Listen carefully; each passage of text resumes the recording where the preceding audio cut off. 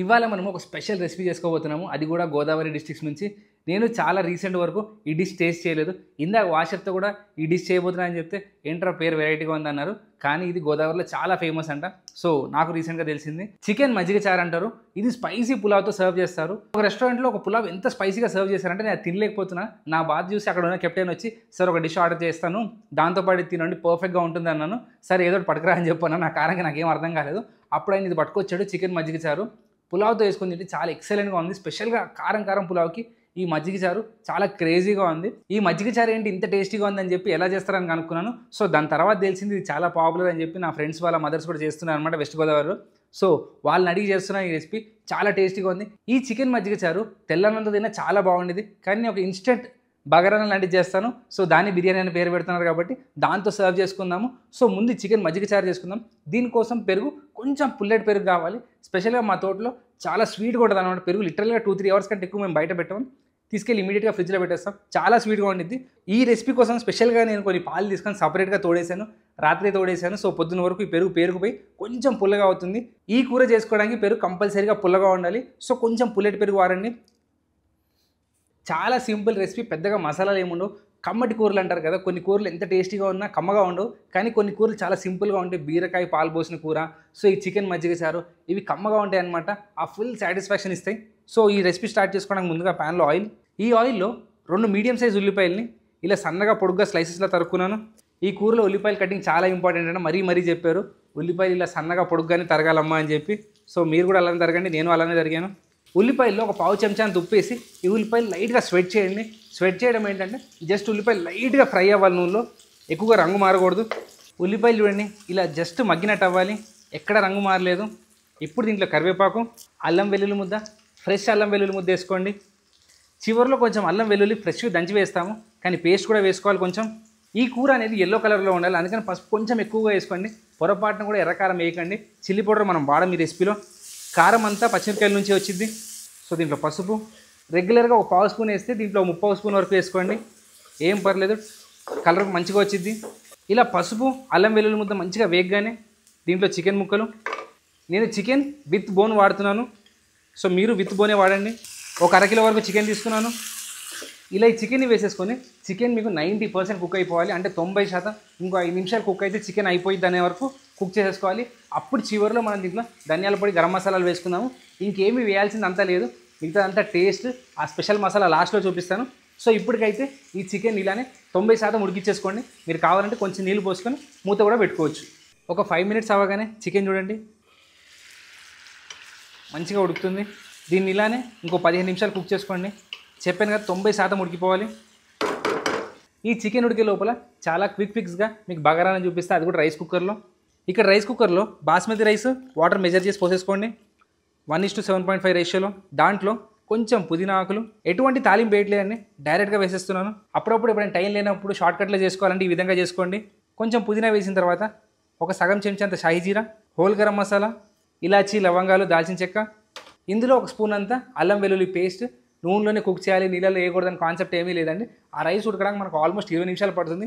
ఆ లోపల ఈ పేస్ట్ కూడా పర్ఫెక్ట్గా కుక్ అయిపోతుంది. సో 1 స్పూన్ అంత అల్లం వెల్లుల్లి ముద్ద. అయితే ఇక్కడ ఒక చీట్ కూడా ఏం వాడుతున్నా అంటే ఫ్రైడ్ ఆనియన్స్ ఉన్నాయి నా దగ్గర. సో అందుకని రైస్ కుక్కర్లో చాలా ఈజీగా చేసుకోవచ్చు. మీరు ఉల్లిపాయలు ఫ్రై చేసేటప్పుడు చికెన్ కోసం కొన్ని తీసి పక్కన పెట్టేసుకోండి, రైస్లో వేసేయండి. అలానే పచ్చిమిరకాయలు, వీటన్నిటిని వేసి కలిపేసుకోండి. బగారాన్నంలో వేసి అన్నీ వేసాము, ఒక్క నెయ్యి తప్ప. సో ఒక 1/2 స్పూన్ అంత నెయ్యి వేసుకోండి. ఒక 1 స్పూన్ వరకు ఉప్పు వేసుకోండి, పర్ఫెక్ట్గా సరిపోతుంది. ఈ వాటర్ టేస్ట్ చేసినా అర్థమైపోతుంది మీకు ఉప్పు ఎంత పడుతుందని. సో రఫ్గా ఒక 1-1.5 స్పూన్ వేసుకుంటే సరిపోతుంది. ఇవన్నీ వేసుకొని కలిపేసి మూత పెట్టేసేయండి. ఇంకా మీరు మర్చిపోండి, రైస్ ఎంతసేపట్లో కుక్ అవ్వాలి అంతసేపట్లో కుక్ అయిపోతుంది. నన్ను నమ్మండి, రైస్ అయిపోయిన తర్వాత నేను ఈ విధంగా రైస్ కుక్కర్లో బాగా రైస్ చేశానంటే మీరే నమ్మరు, అంత ఫ్లేవర్ఫుల్గా వస్తుంది. సో ఇక్కడ రైస్ ఉడికే లోపల చికెన్ మిగతా ప్రాసెస్ చేసుకుందాం. చికెన్ ఒక 10 నిమిషాలు మంచిగా హై హీట్లో ఉడికింది. ఇప్పుడు దీంట్లో ఫ్లేవరింగ్స్, కొంచెం పుదీనా, 1 స్పూన్ అంత ధనియాల పొడి చూసుకొని వేసుకోండి. మసాలాలు ఏది ఎక్కువ వేయకూడదు, చాలా మైల్డ్గా ఉండాలి కూర. ఒక పావు చెంచా అంత గరం మసాలా. సో ఈ మసాలాలు వేసేసి మళ్ళీ మూత పెట్టేయండి. ఈ కూరలో ఇప్పటి వరకు మనం కారం వేసుకోలేదు, చివరిలో పచ్చిమిరకాయలు దంచి వేసుకోవాలని చెప్పాను కదా, కొంచెం హ్యాండ్ఫుల్గానే తీసుకోండి. ఒక గుప్పెడు పచ్చిమిరకాయలు, ఇందులో కొంచెం వెల్లుల్లి, అల్లం, వీటిని కూడా వేసేసుకొని కచ్చా పచ్చగా దంచేయండి. దంచేటప్పుడు జాగ్రత్తగా ఉండండి, పొరపాటున కళ్ళలో పడింది అనుకోండి మస్తు నీళ్ళు వస్తాయి. సో కళ్ళు మూసుకొని జాగ్రత్తగా కచ్చాపచ్చగా దంచేయండి. లేదు అనుకుంటే వీటన్నిటిని మిక్సీ జార్లో వేసుకొని ఒక కోర్స్ పేస్ట్లా చేసి కూడా వేసుకోవచ్చు. So which ever you prefer. ఇలా కచ్చాపచ్చగా దంచుకున్న అల్లం వెల్లుల్లి పచ్చిమిరపకాయలు వేసేసుకోండి. ఇది చాలా ఇంపార్టెంట్ స్టెప్ అనమాట, అస్సలు మిస్ చేయకూడదు. దీనివల్లే మీకు యాక్చువల్ టేస్ట్ వచ్చేది. చేయి పెట్టి తీయడానికి ట్రై చేయకండి, స్పూన్ పెట్టి వాడండి, లేకపోతే చేయి అంతా మండిపోతుంది. ఈ దంచిన పచ్చిమిరపకాయలు వేసుకొని ఒక్క నిమిషం కుక్ చేసుకొని స్టవ్ ఆపేసేయండి. ఈ చికెన్ అంతా చల్లారిపోవాలి. అప్పుడే దీంట్లో మనం మజ్జిగ కలుపుకుందాము. సో ఇలా మంచి చిక్కటి పెరుగు తీసుకోండి, కొంచెం పుల్లటి పెరుగు అయితే బెస్ట్, విత్ మీగడ.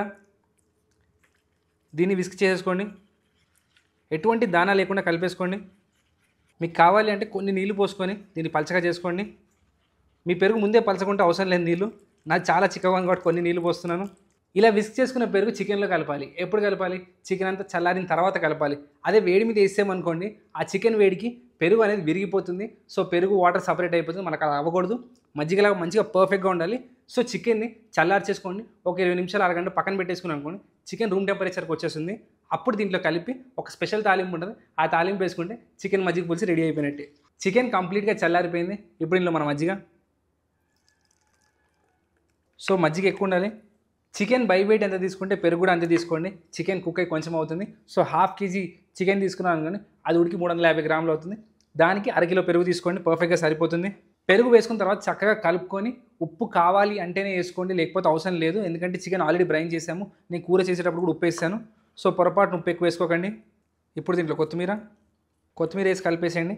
ఇప్పుడు దీని స్పెషల్ తాలింపు వేసుకుందాం. ఈ స్పెషల్ తాలింపు కోసం కొంచెం నూనెలో ఎండుమిరపకాయలు, ఆవాలు కంపల్సరీగా చిటపట్లాడాలి. చిటికెడ అంటే చిటికెడ మెంతులు. ఆవాలు చిటపట్లాడుతున్నప్పుడు స్టవ్ ఆపేయండి.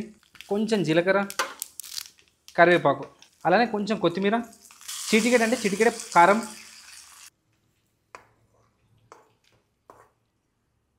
రైస్ చూడండి ఎంత పర్ఫెక్ట్గా పలుకులుగా వచ్చిందో. చాలా క్విక్ ఫిక్స్ వర్షన్ ఇది. వేడి అన్నంలో ఈ వెచ్చటి మజ్జిగ చారు చికెన్తో తింటే అల్టిమేట్ కాంబినేషన్. చూసారుగా, చాలా సింపుల్గా క్విక్ ఫిక్స్ బగారా రైస్, దాంతోపాటు అదిరిపోయి మజ్జిగ చారు. ఈ మజ్జిగ చారు నేను రీసెంట్గా టేస్ట్ చేశాను చెప్పాను, అప్పటి నుంచి నా ఫేవరెట్ అయిపోయింది. సో మళ్ళీ ఎప్పుడు తినాలి అనిపిస్తుంది, అందుకే నేనే చేసుకుని తిన్నాను. మీరు కూడా తప్పకుండా ట్రై చేయండి. ఒకవేళ మీ ఇంట్లో పెరుగు పుల్లగా అయిపోయినా, ఎక్సెస్ పెరుగు ఉన్నా కానీ రెసిపీ చేసుకోండి, చాలా క్రేజీగా ఉండిద్ది. మీ దగ్గర ఒకవేళ పుల్లటి పెరుగు లేకపోతే కూర అంతా అయిపోయిన తర్వాత చివరిలో కొత్తిమీరతో పాటు కొంచెం నిమ్మరసం పిండండి. ఆ పులుపు అనేది కంపల్సరీగా దీనికి ఉండాలి.